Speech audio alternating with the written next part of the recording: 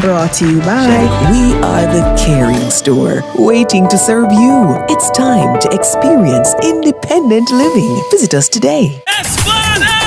Wagwan people, it's episode 4, and things are only getting hotter and hotter this season. Them place I'm pass every day. Bye-bye, friend. Good morning. Well, I am so excited because we're going to church on a rock. I really experienced God at Church on a Rock. Listen, we're going to a church that if you never hear about it, is because your ears were closed.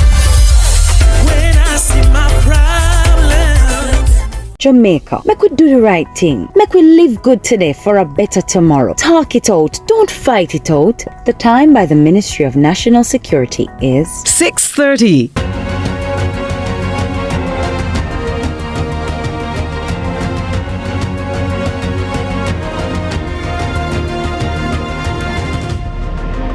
It's a $1.3 trillion budget. That's the figure given to the Parliament, given to the nation through the Parliament this afternoon by the Minister of Finance and the Public Service, Adrian Williams. And today on Lead Story, we go through the headline numbers for you so you can understand what has been apportioned, allocated to each ministry, and just where the government intends to earn these sums from that will roll into the $1.3 trillion expenditure for the new fiscal year, 2025-2026.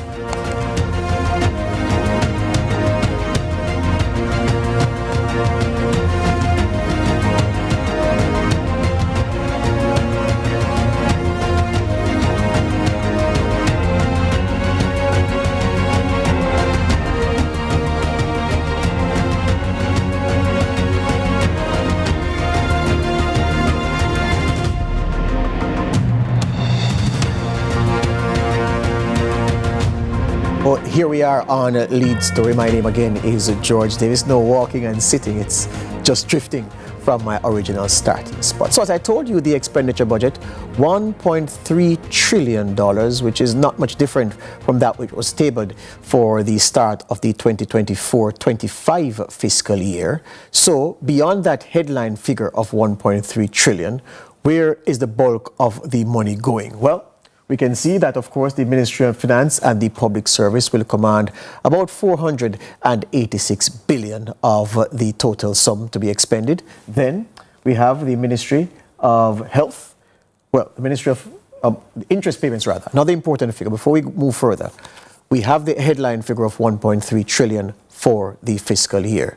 The other important question, and I like to tell young reporters this when they are trying to understand how budget reporting goes, I tell them the two most important figures you want when analyzing the estimates of expenditure are: one, what's the headline figure in terms of what the government intends to spend over the course of the fiscal year? We've answered that question already to say $1.3 trillion. The other important question is, how much of that is going to be paid to service debt? This is that magic number, $177 billion. So the government intends, out of that $1.3 trillion, to cream off $177 billion so that we can service our debts through interest payments. The amortization figure was also there. Beyond those two important things, which are the ministries that command the bulk of the resources? The Ministry of National Security is earmarked to spend $155 billion. So $155 billion of the $1.3 trillion, Ministry of National Security. Then you ask yourself, which other ministries are set to get substantial sums? The Ministry of Education, Skills, Youth and Information. This ministry for now is overseen by Dr. Dana Morris-Dixon. I say for now because things can change after the next election. She could very well get a new mandate in charge, or there could be a different administration and a new ministry. That minister, the new minister, will be spending from a budget of $184 billion. That's the apportionment. Of course, these are recurrent expenditures. So these are recurrent expenditures for day-to-day activities in these ministries. This ministry, $184 billion. Here's the point now. I brought along with me this very important publication, the Revenue Estimates 25-26, because yes, you are used to the big yellow book with all of those figures packed in it, and it becomes a bit unwieldy at times because even the most astute professionals sometimes encounter things in the big yellow book that are difficult to read. The government over time, and both administrations have done it and have been dutiful in trying to simplify the budget reporting process.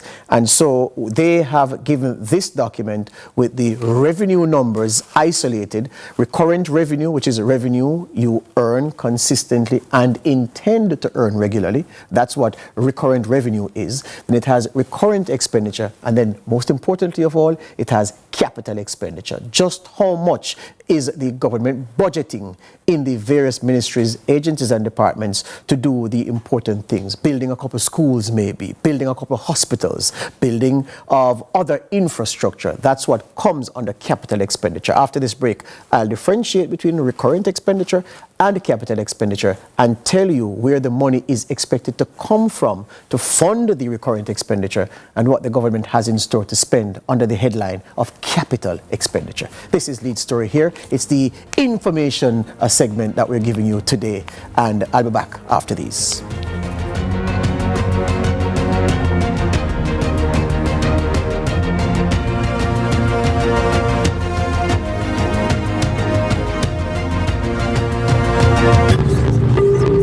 Join my private room.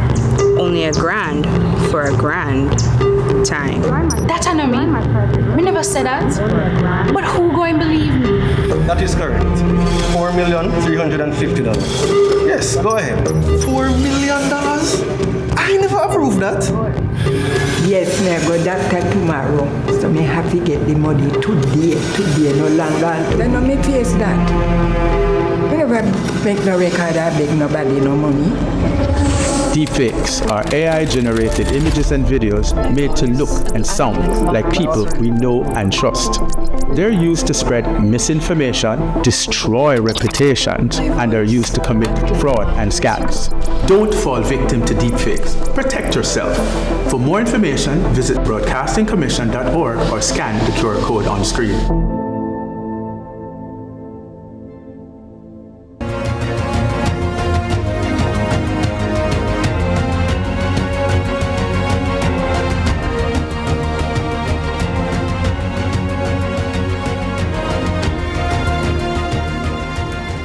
Numbers all around me here on the Lead Story set as we talk to you about the estimates of expenditure table today, the spending plans the government has revealed for the next fiscal year, which starts on April 1. That's the 2025-2026 fiscal year. And yes, the headline number over my shoulder here says 1.26 trillion. That's the expenditure budget, rounded up to 1.3 trillion. That's where I get the 1.3 trillion from. And of course, you're seeing the allocations for recurrent expenditure in the various ministries. Now, of course, recurrent expenditure refers to expenditure that's dedicated to the payment of salaries, the purchase of items for the office, the simple things you see, the coffee, the tea bag, the Milo, the condensed milk, the toilet paper, the paper clips, the paper, the stationery, all those things come under the heading recurrent expenditure.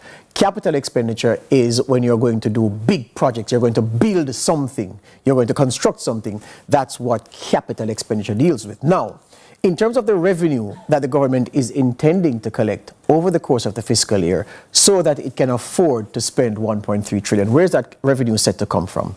They are projecting, the government is, that through customs they'll collect $74 billion. In income taxes, they're budgeting to collect $339 billion in income tax payments. Then they're projecting to collect $305 million through GCT, $305 billion through GCT, and $100 billion through the special consumption tax. Another big number, the travel tax, they're projecting to collect $29 billion through the travel tax. All told, the total tax revenue is equal to $949,493 million.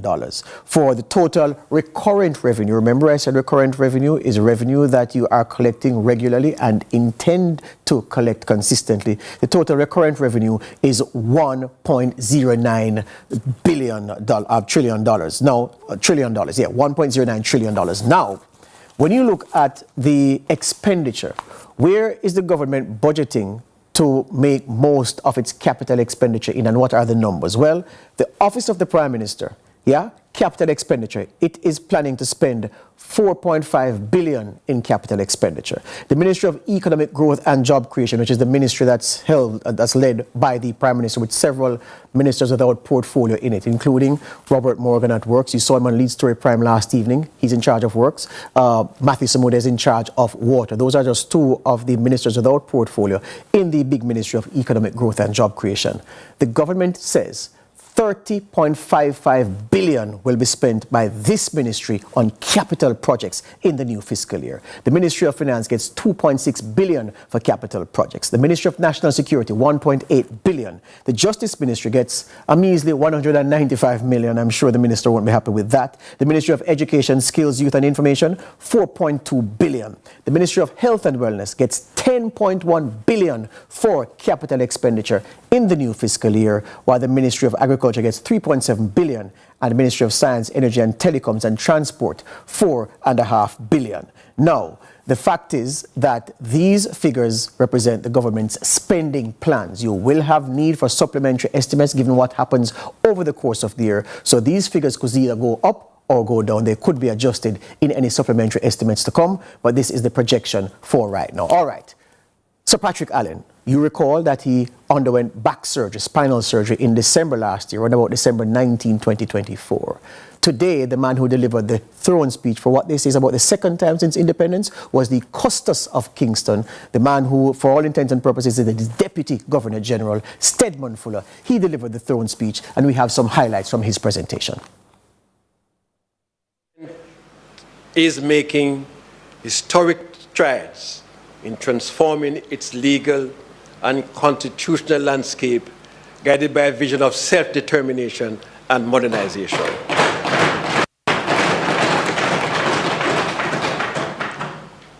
The report of the Constitutional Reform Committee was tabled in Parliament.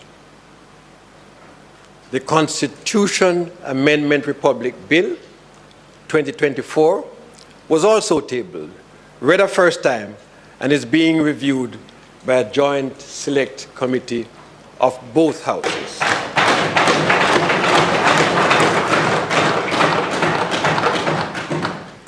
This is the most advanced step taken towards achieving the national goal of replacing the monarch as head of state and establishing Jamaica as a republic.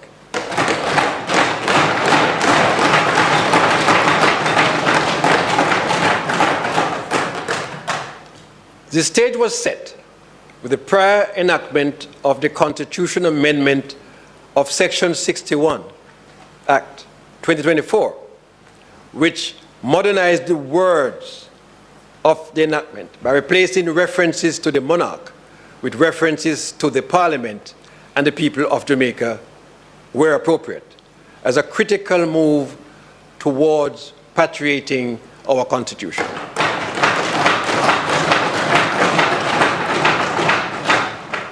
In 2025-2026 legislative year, the remaining steps will be taken to pass the Constitution Amendment Republic Bill 2024 and then have it approved by the people.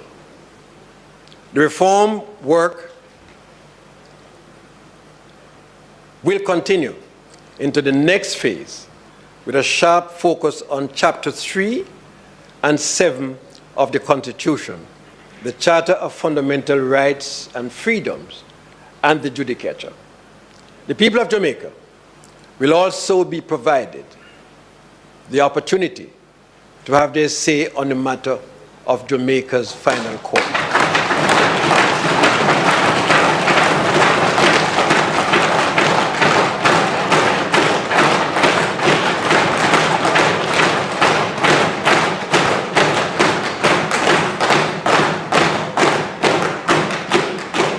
Among the pieces of legislation, a referendum bill will be tabled to provide for the procedures for the people's participation in the reform of the Constitution. Work is also far advanced to revise the Law Revision Act to establish a new framework for revising and publishing our laws in digitized form among other things. All right, so if you want to know what the government's plans are for the new fiscal year, you just want the headlines, you don't want the numbers, then the throne speech is always a very good guide because that sets out the priority areas. Mind you, sometimes when you examine the throne speech, you find that the substantive plans are not different from the substantive plans stated in the fiscal year prior, but it's still a good guide to see what the government intends to do outside of attaching figures to various ministries. Now, just before we go to the break, I want to squeeze this one in. If you ask yourself, so George, how much is the government planning to spend, to earn in tax revenue? How much are they hoping to collect in tax revenue in the new fiscal year? That answer is $949,493 million. $949.493 billion is what the government expects to collect in tax revenue in 2025-26. And also importantly, you ask, are there any loans that they plan to take? Yes, they have bilateral loans on the books for $68.367 billion. And my producer says break right on cue. More lead story after these.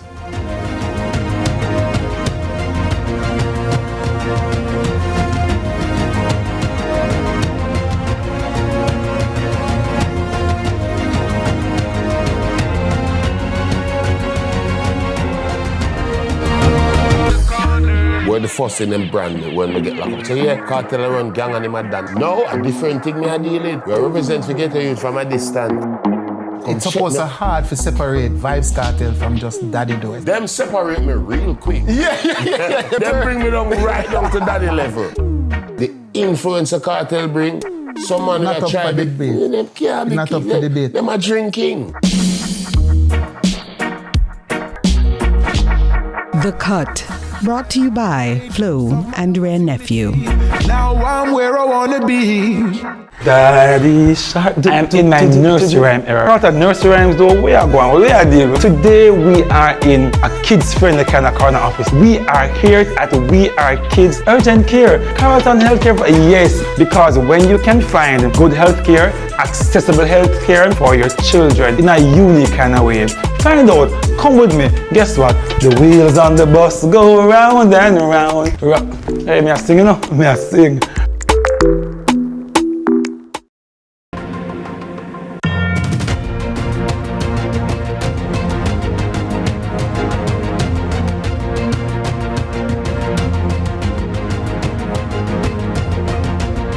Legislative priorities include revisions to the Jamaica Teaching Council Bill to establish teacher licensing, amendment to the Education Act 1965 to update principal and board appointments, and continued progress on the Jamaica Tertiary Education Commission Bill for tertiary regulation.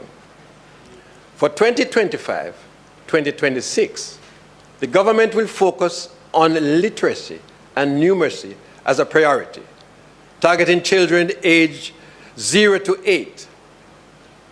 There will also be the implementation of a special education policy to ensure equity and inclusivity, and the expansion of the education management information system to have schools for real-time monitoring and attendance.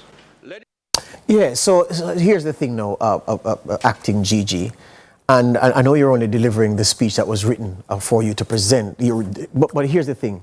You know, I can understand why people get frustrated when they hear you speak again about the Jamaica Teaching Council bill. That bill should have been passed already. The Jamaica Teaching Council, the Joint Select Committee has met. The meetings have been fractious. The debate has been robust in some instances. But it's been too long. It's been gestating for too long.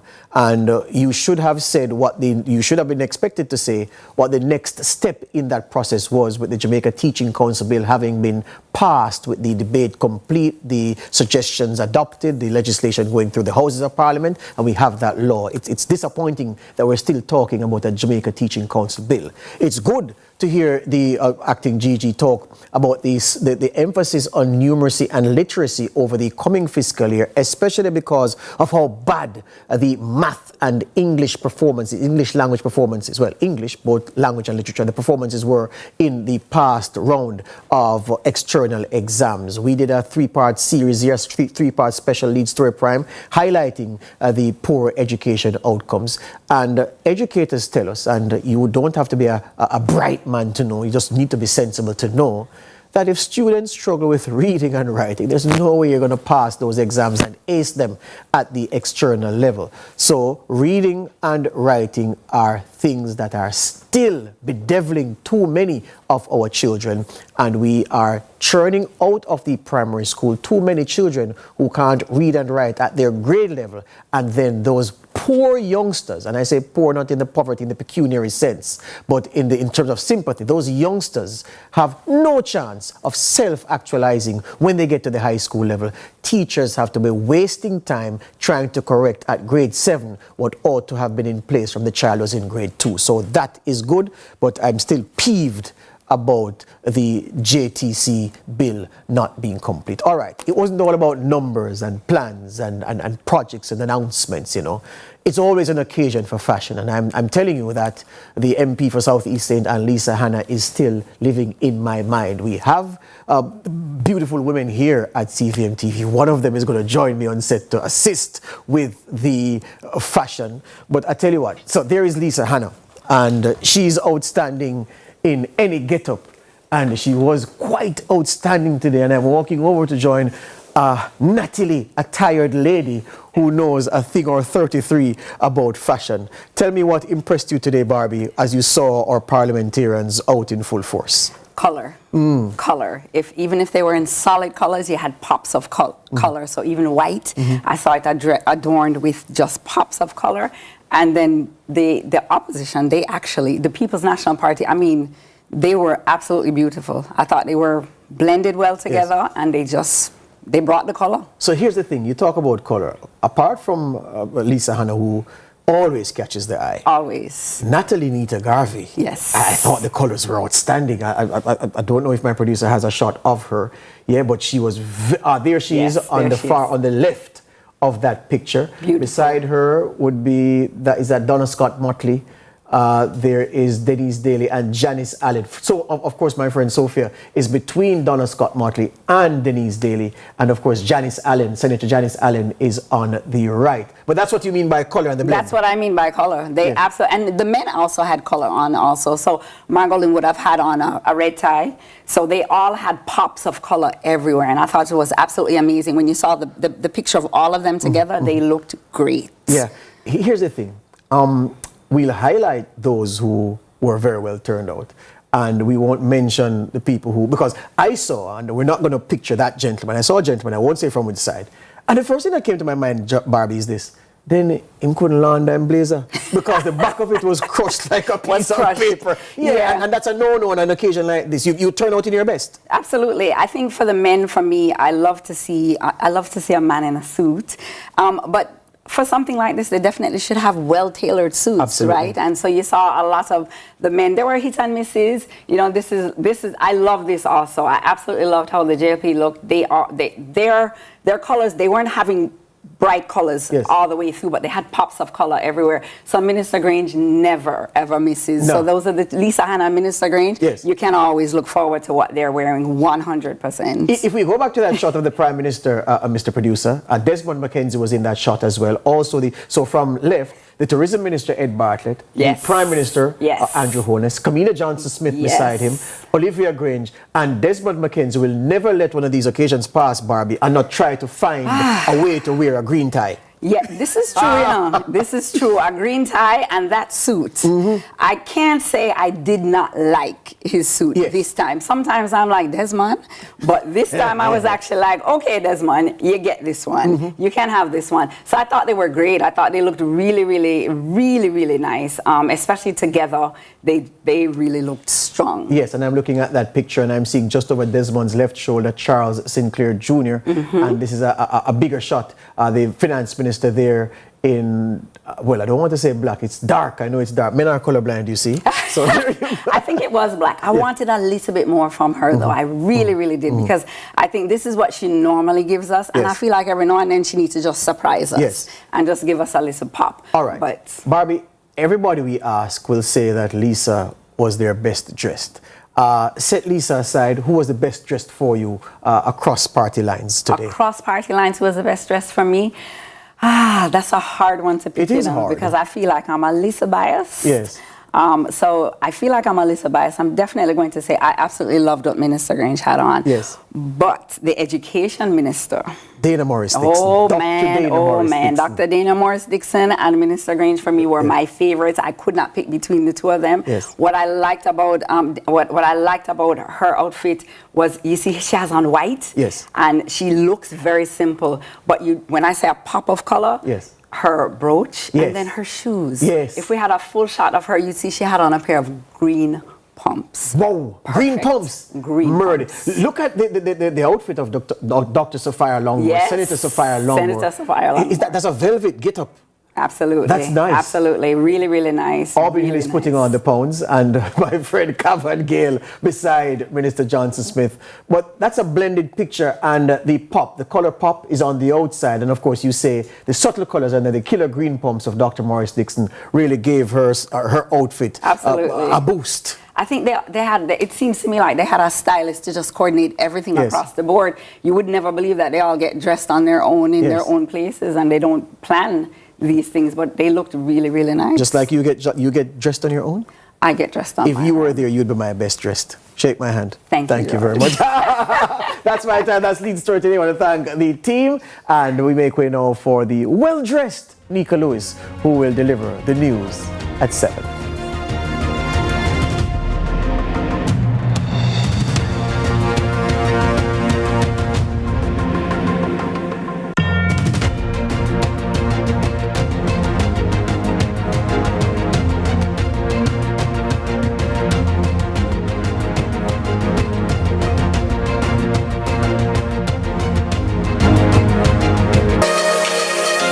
Rise with Sunrise. The ladies are making your day of love extra special. Our first stop is in the kitchen for a Valentine's Day breakfast. Catch the love boat. It's time to get cozy with a Sunrise love story. Then we'll sail away to some saxophone melodies. We'll wrap things up with Morgan Heritage royalty. Mayor Morgan, he'll make your morning a little sweeter. You've never seen a sunrise quite like this.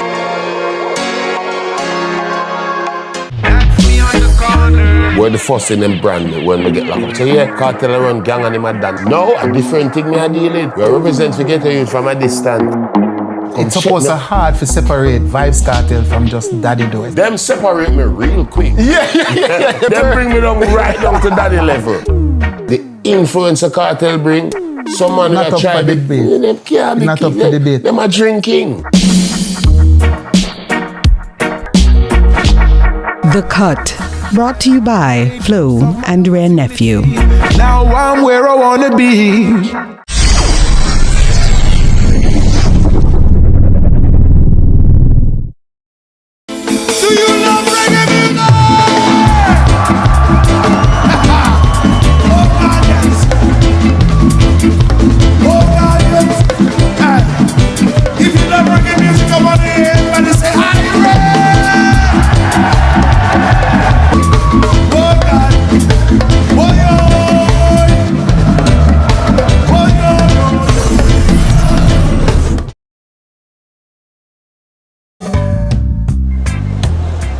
I love waking up every day in this country.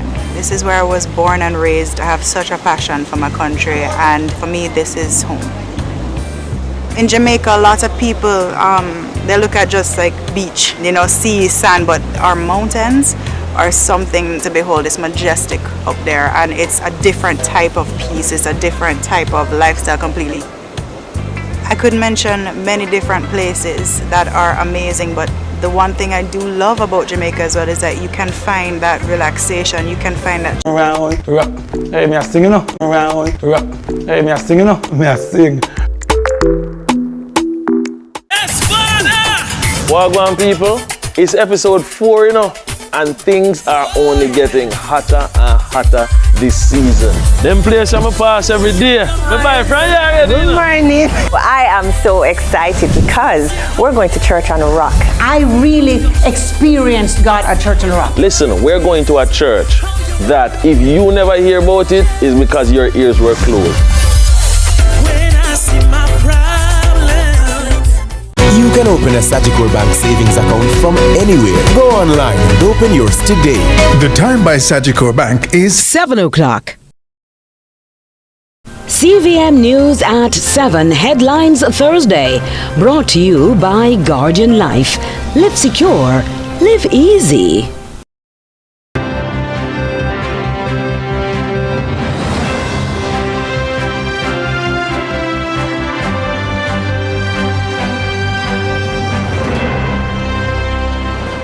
Tonight in CVM News at 7, government tables $1.26 trillion budget. Portmore Parish bill triggers major backlash and protests. Opposition demands tabling of SSL forensic report. Joel Crosskill crunches the numbers in the business report.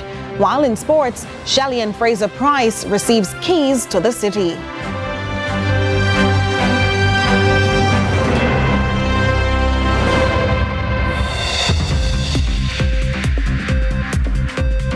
CVM News at 7 headlines Thursday.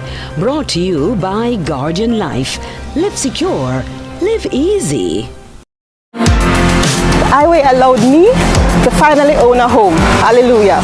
Kingston was so congested and houses were so expensive. The highway made it possible for me to buy something in a peaceful area out of town and was still able to commute quickly to Kingston for work. We started in 2003 with a vision for making Jamaicans' lives easier, and we'll never stop working for you. Our new vision involves building a legacy of excellence that inspires and empowers our customers and stakeholders. Highway 2000 East-West is now Trans Jam Highways for your best journey.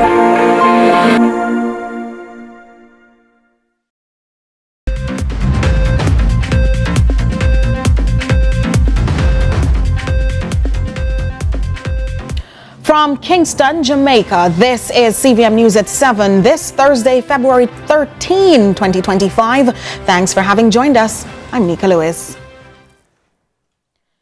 Tourism investments in Jamaica are growing, with new hotels set to boost the hospitality sector this fiscal year, creating jobs and strengthening the island's position as a top tourism destination. With the latest, here's Brittania Witter.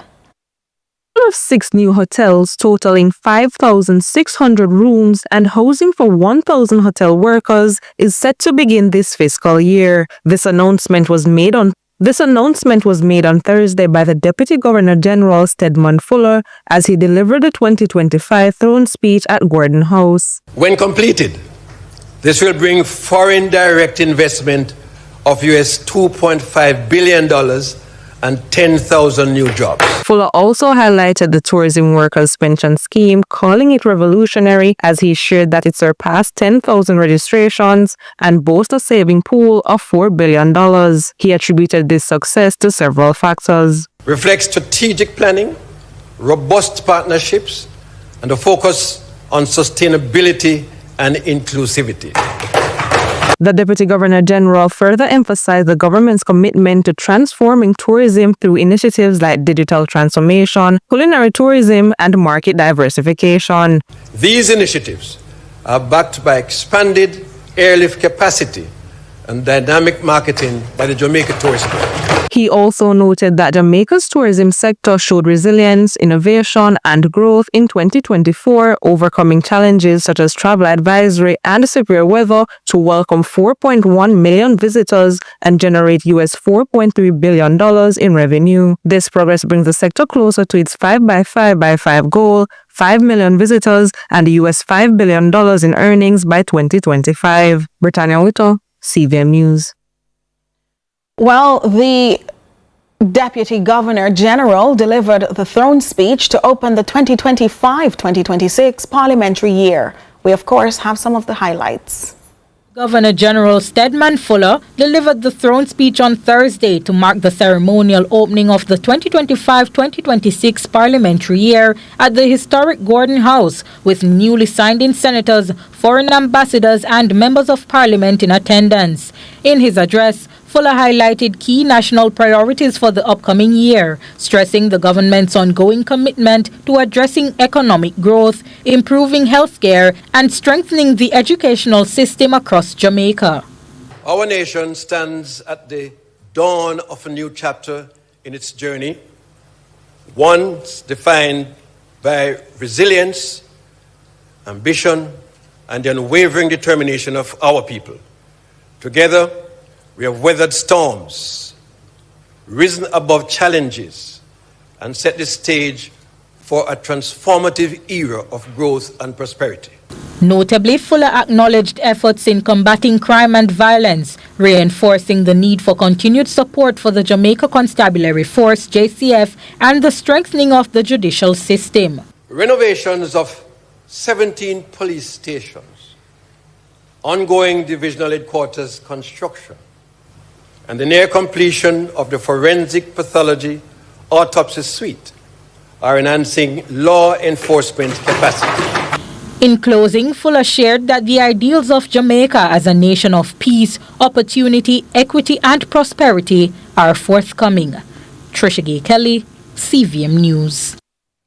3 new senators were today appointed to the Senate, and they met following the resignation of 3 previous senators in the House. Adrian Williams tells us more. Today, new senators were sworn in. I, Elon Beresford Thompson. I, Delano Orlando Sivrite. I, Marlon Andre Morgan. That I will uphold and defend the Constitution and the laws of Jamaica. And that I will conscientiously and impartially discharge my responsibilities to the people of Jamaica.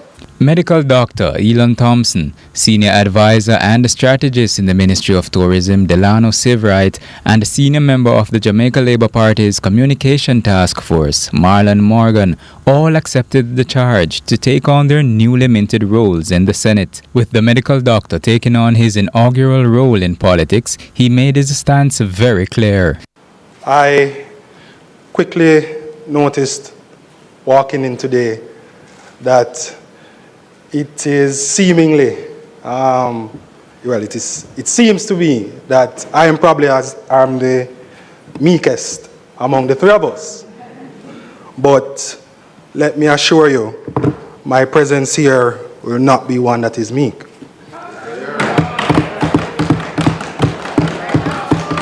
The presentation was not outdone without opposition, which came from Senator Lambert Brown. They have enough to carry it. They just brought in 3 more. So they can carry it. And I'm wondering when the 4th is going to come. This as the 3 newly appointed senators fall 1 short of the 21 seats to be occupied in the Senate. Leader of Opposition Business in the Senate, Peter Bunting, says this recent move is a desperate move at the last minute. It is unusual for so late in the game to have so many substitutes coming onto the field. But I suppose if the clock is ticking, and you're many goals behind, you have to try something. The new appointments came amidst recent resignations from Senators Ransford Braham, Delroy Williams, Matthew Samuda, and Don Webby, who resigned in November 2024. Adrian Williams reporting for CVM News. Political analyst Lloyd B. Smith weighed in on the new Senate appointments, saying it was merely cosmetic, being that it is up on the eve of a general election. Primarily cosmetic at this stage because we are on the eve of a general election, a very crucial one. And I think what is significant for me is that the appointment of Delano Sivrite to the Senate, considering that he has aspirations to become a member of Parliament. It is somewhat strange that he's now placed in the Senate. If you juxtapose that against the fact that one of the persons that has demitted his senatorship in order to go and run in a Clarendon seat from all indications, and then we're having the reverse where Mr. Sebright is now going to be a senator. So from a political standpoint, that I find very intriguing. Is it that Mr. Sebright may not in fact be getting the blessings of the party for Carl Zamuda's seat, but then that remains to be seen. With Portmore becoming Jamaica's 15th parish after the government used its majority to pass the Counties and Parishes Act on Tuesday, the move has sparked some backlash, with some residents and opposition members demanding its reversal. Shante McNeil tells us more. Were Portmore residents ready for their town to become Jamaica's 15th parish? I don't think we are ready for that. This thing is more a political, more anything like that. Portmore need to more develop before it become into a parish. I think it would be beneficial to the citizen of Portmore. Mixed reactions from residents just weeks before the government used its majority in Parliament on Tuesday to pass amendments to the Counties and Parishes Act, officially designating Portmore as a parish. By Wednesday, the move sparked protests at Emancipation Park, with demonstrators calling for the legislation to be rolled back. It can't go like that. The people have no say. They say they consult. People in Portmore, nobody no say any consultant, nobody no consult anybody over there. They just ram it down their throat for their political purpose. The people need to have a say. It must roll back, and if it don't roll back, they're going to see the real roadblock. The bill, piloted by local government and community development minister Desmond McKenzie, was described as a historic step in post-colonial Jamaica. This is not merely adding to the counts of parishes in the island. It is in fact the first time in the history of post-colonial Jamaica that a new parish is being created. Mackenzie said the bill would bring economic, social and political benefits, giving residents greater control over their development. The legislation also outlined the inclusion of Helsha Hills and Goat Island in the parish, with the city of Portmore designated as the parish capital. However, specific areas like Lakes Pen, Grange Lane, Lime Tree Grove and Quarry Hill were excluded. But not everyone supports the move. Opposition spokesman on Portmore's affairs, Fitz Jackson, pushed back, arguing that several provisions in the new bill already exist under the Municipalities Act of 2003. He also accused the government of reviving political tribalism. You know what they are ripping apart from the people of Portmore, Mr. Speaker? They are ripping away from Portmore their right to elect their own mayors. That is what is provided for in the charter. Jackson called on the government to withdraw the bill and engage the opposition and residents in decision-making, warning that similar actions could be taken for other parishes. He's prepared to challenge it in court. We will meet the government in the courts. And, Mr. Speaker, on behalf of the opposition, I am serving notice that when the People's National Party forms the next government, we will repeal this act and we will allow the people of Portmore to determine their destiny. Shante McNeil, CVM News.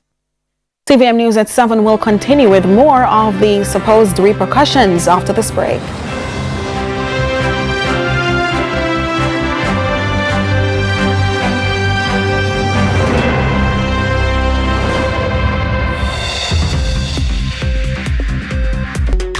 Do it for your best life.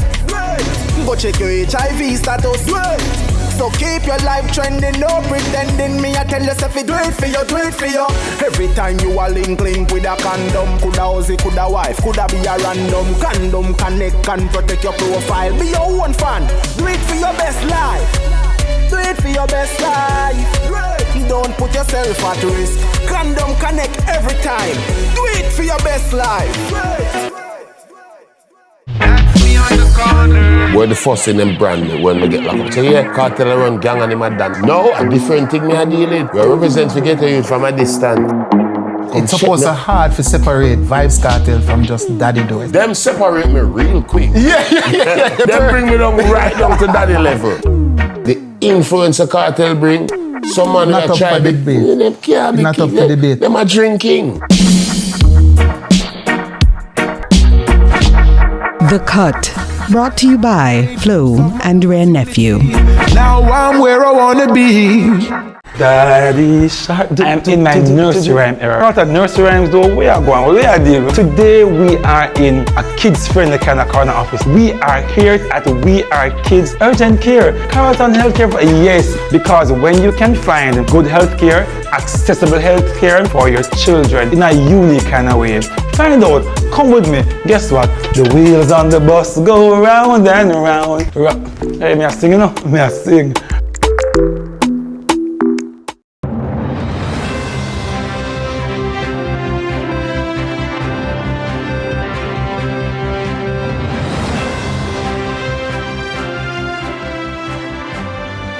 Welcome back. Continuing the news, the protest involving members of the opposition PNP spilled over to Gordon House Thursday, just outside the Parliament, where some supporters chanted for a reversal of the decision to make Portmore a parish. On the heels of the throne speech at the opening of the Parliament, opposition members dubbed the move an act of political suicide, insisting beyond gerrymandering, the move would do more harm than good to the governing party. The governing Jamaica Labour Party and the opposition People's National Party are locked in a war of words over the recent decision by the government to make Portmore the 15th parish. For the PNP, it's a lot to do with optics and what it says could redound to the benefit of the JLP in the pending general elections. They believe this should ultimately be a decision by the people and not the politicians. That whole exercise has bypassed and ignored and has been done without the input of the Electoral Office of Jamaica and the ECJ. And we strongly abhor that approach to this. It is being done entirely to secure electoral advantage to the Jamaica Labour Party because the areas which are being excluded from Portmore are areas which are well known to have strong support for the People's National Party. Golding further summed up the concerns in as many words during a snap press briefing in the PNP's conference room at the Parliament building, while assuring they'll pursue measures to reverse this should they form the next government. The legislation has a provision that it cannot come into effect until the minister, who would be the Minister of Local Government, issues what's called an appointed day notice, stating the date on which the new law would come into effect. I just mentioned that because I've seen quite a lot out there suggesting that this thing is already in effect. It is not. He maintains the move is an attempt by the government to manipulate boundaries, adding Portmore lacks the necessary amenities to rise to parish status. A position fortified by the party's Portmore spokesman and St. Catherine Southern MP Fitz-Jackson, along with the mayors of Portmore and Spanish Town. Mayor of Portmore Leon Thomas would stand to lose his post despite some 14,000 at-large votes from the people of Portmore in his favour. But a response from Minister Desmond McKenzie suggests much of what was said by the opposition was not so, and that amenities and plans are in fact in place. The only requirement for a parish is that of a court. And one is there already. Parish court is there. Everything else that comes will flow. And I will, as I said before, in my sectoral presentation, be speaking some more as to what else we are going to be doing for Portmore. The minister insists the PNP is seeking to distract, adding their move is not for political gain. That was never a part of any consideration, and I made a point earlier on. If the consideration was strictly political, we would have called the local government elections we'd have made Portmore the 15th parish and then call the local government elections. Mackenzie says amenities to include a hospital will be built at Bernard Lodge and assures a parish court is already in place in Portmore, making way for the move. Locals told CVM News post the briefing there is, to their knowledge, only a St. Catherine Parish Court in Spanish Town and a night court in Portmore. Meanwhile, the opposition PNP has called for the tabling of the long-awaited forensic report into the Stocks and Securities Limited SSL multi-billion-dollar fraud matter. The incident saw international track icon and SSL client Usain Bolt only this week demanding transparency and information regarding his and others' millions that were lost. Table it now. That's the recommendation from the opposition spokesman on finance, Julian Robinson, in relation to an alleged leaked report into the historic fraud matter impacting hundreds of investors, including track legend Usain Bolt. Not to continue this exercise of picking and choosing sections of the report and sending it to specific media houses, but to put the entire report on the table so that all Jamaicans can see what took place. That's the first thing. And the second thing is that the government must give us an update. What is the status of the investigations? We know that a file was provided to the DPP. We don't know what the status of that is. That file has been there for months. We don't know where that is. And we need to remember, Mr. Bolt is one of hundreds of persons who were defrauded in SSL. Robinson maintains those who've challenged Bolt for his recent remarks on the matter are being unreasonable, adding the retired athlete was more than responsible in his handling of the loss. And restrained. In not going public internationally with these issues, because it would have a detrimental impact on the country and the perception of the investment climate in the country. So he has been restrained. And now to be greeted with this response for somebody who has done so much for the country. So the government must put the report on the table. Table it. Table it. No. No drips and drabs of what you think suits your particular political purpose. Meanwhile, opposition leader Mark Golding is demanding that the probe be made to impact more than the financial advisor for the massive fraud still under investigation. But the directorship and senior management of the institution are not facing any kind of criminal proceedings for billions of dollars that have been defrauded from the institution, including, of course, the hard-earned money from Jamaica's iconic sprinter, the world record holder in the 100 and the 200 meters, Usain Bolt. And when he's in an interview locally, speaks out about his concerns about the fact that he doesn't know what's going on and he's not getting any kind of recourse, all kind of trolling from JLP operatives. The incident became public in January 2023. It saw myriad investigators descending on the investment firm, including financial and risk advisory firm Kroll and the Federal Bureau of Investigation, FBI. We take a break. Stay with us.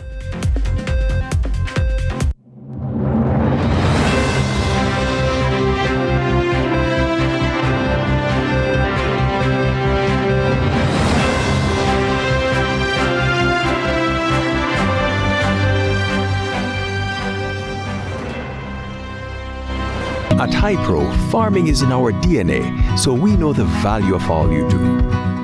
Whether you're an experienced farmer, the farmer just starting out, or the farmer looking to shake things up, we are here to support you at every step, providing high-quality feeds, chicks, farm supplies, and technical support whenever you need. From chickens to livestock to crops, choose HiPro. Let's get it done together. Wagwan people, it's episode 4, and things are only getting hotter and hotter this season. Them players I'm pass every day. My friend already. Good morning. Well, I am so excited because we're going to Church on a Rock. I really experienced God at Church on a Rock. Listen, we're going to a church that if you never hear about it, is because your ears were closed. When I see my problems. Come Rise with Sunrise. The ladies are making your day of love extra special. Our first stop is in the kitchen for a Valentine's Day breakfast. Catch the love boat. It's time to get cozy with a sunrise love story. Then we'll sail away to some saxophone melodies. We'll wrap things up with Morgan Heritage Royalty. Jameer Morgan. He'll make your morning a little sweeter. You've never seen a sunrise quite like this.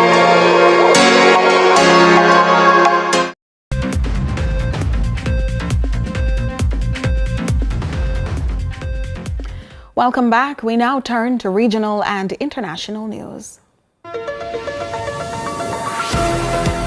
We begin with news in the region. In St. Lucia, the search for geothermal energy in Soufriere continues, though it has raised concerns among residents. That report from HTS News Force. While studies indicate that exploratory activities for geothermal energy in Soufriere will have minimal environmental impact, noise and water issues may pose problems for community members.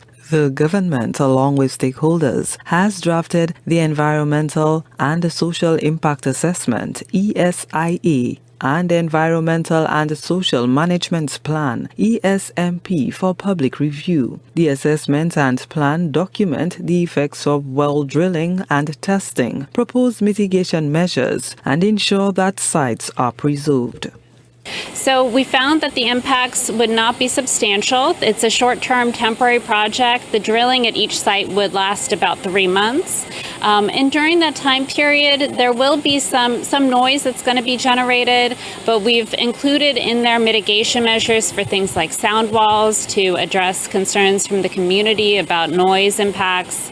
We've included measures in there for things to address water quality impacts and make sure that any drilling effluent is contained to the site and properly handled. In Antigua and Barbuda, the National Office of Disaster Services has assured the country is prepared in the event of a threat from a tsunami or large ocean wave. More from ABS News. Tsunami drills are conducted every year by the National Office of Disaster Services, NODS, and tsunami signs are placed at strategic places all over the island to indicate what residents should do if there's a threat.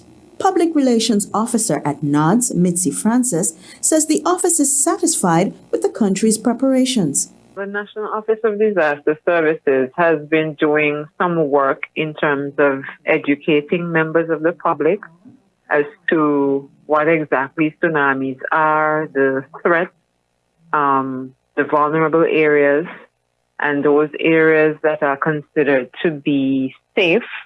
And when we say safe, we're talking about areas that are higher ground. And we are pleased with the work that we have been doing so far. Francis advises residents to get involved in these drills to know what to do should a warning be issued, and encourages those who can't to host educational presentations to help educate themselves and others. She gives further details on the year's activities. And in international news, U.S. President Donald Trump has said that he and Russian President Vladimir Putin have agreed to meet and begin talks to end the war in Ukraine. President Trump said a ceasefire in Ukraine was likely in the not-too-distant future, but Kyiv would have to make concessions. We hear more from Al Jazeera. Almost exactly 3 years since the war in Ukraine started, Donald Trump believes he can bring it to an end, pushing both sides to start peace talks. I think they have to make peace. Their people are being killed, and I think they have to make peace. I said that was not a good war to go into, and I think they have to make peace. That's what I think. He campaigned saying he could negotiate a peace deal, his new defense secretary, giving NATO allies an idea of what that may look like. We want, like you, a sovereign and prosperous Ukraine. But we must start by recognizing that returning to Ukraine's pre-2014 borders is an unrealistic objective. Chasing this illusionary goal will only prolong the war and cause more suffering. Trump spoke to Vladimir Putin for 90 minutes on Wednesday. He told social media, "We both agreed we want to stop the millions of deaths taking place in the war with Russia-Ukraine. President Putin even used my very strong campaign motto of common sense. We both believe very strongly in it. We agreed to work together very closely, including visiting each other's nations. We've also agreed to have our respective teams start negotiations immediately. And that's it for regional and international news.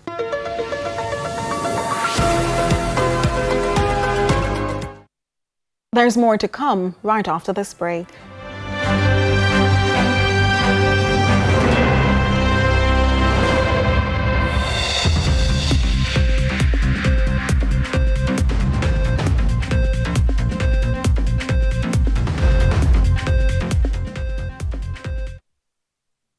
Tell around gang and him a dance. No, a different thing me a deal with. We represent to get you from a distance. It's supposed to hard to separate Vibes Cartel from just Daddy Do It. Them separate me real quick. Yeah. Them bring me down right down to Daddy level.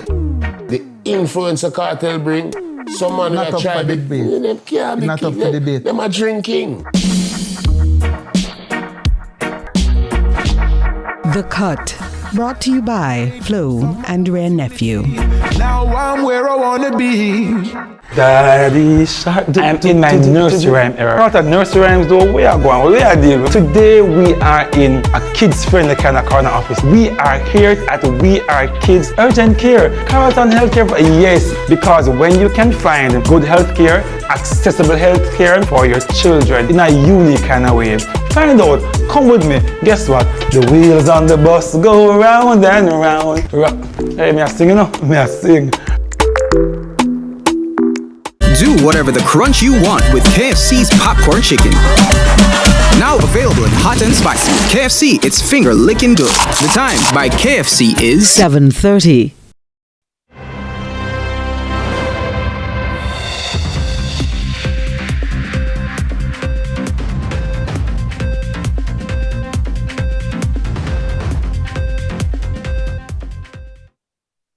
Welcome back. It's now time for the Business Report with Joel Crosskill.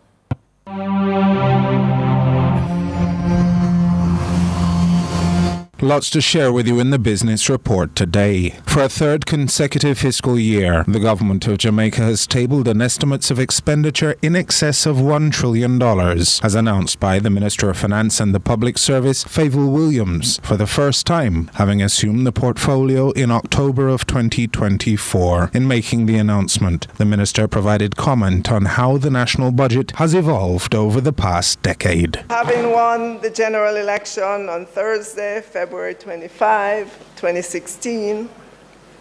At that time, the budget that was tabled and approved for fiscal year 2016-2017 was approximately $580 billion. Today, I am tabling a budget for fiscal year 25-26 that is $1.3 trillion. Jamaica's national budget continues firmly in the trillion-dollar range, having crossed that threshold for the first time in fiscal year 2022-23 with a revised budget of about $1 trillion. Total recurrent expenditure is projected at $1.19 trillion. Of note, the Ministry of Finance and the Public Service allocation is $486 billion. The Ministry of Education, $184 billion. And the Ministry of National Security, $155 billion, whilst capital expenditure is expected to exceed $62.59 billion. However, opposition spokesperson on Finance, Planning and the Public Service, Julian Robinson, raised questions relating to the government's ability to spend that amount. Madam Speaker, with the presentation of these estimates, the country is at a critical trajectory. The estimates, while tabled, and the details will come in the presentation, must address the issues of the anemic growth that the country is currently experiencing. They also must address our inability to spend our capital budget. For the fiscal year ending, $19 billion unspent. Last fiscal year, it was $11 billion. There's a direct correlation between expanding our capital budget and economic growth. It's an issue that was also noted by economist Keenan Faulkner, who provided some preliminary insight into some of the more significant budgetary allocations. Overall, the figure is a decline in nominal terms from last year, and capital expenditure remains flat at around 62 billion,